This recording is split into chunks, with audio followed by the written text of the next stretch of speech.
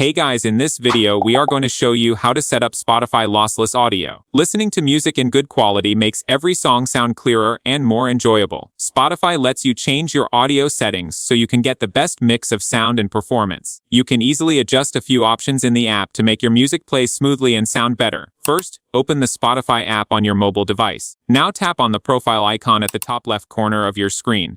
Then tap on Settings and Privacy to open all available options. Here, tap on Playback and turn off the toggle for autoplay so new songs don't automatically start after your playlist ends.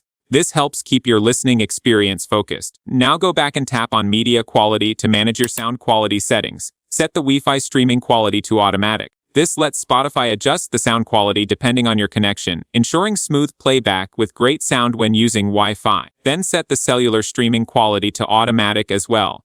This helps you save mobile data while still maintaining good sound quality when you're not on Wi-Fi. After you're done, your Spotify settings will be optimized for clean, rich sound whether you're on Wi-Fi or mobile data, giving you a smooth and enjoyable music experience. Thank you guys so much for watching. I hope you got some value. See you in the next one.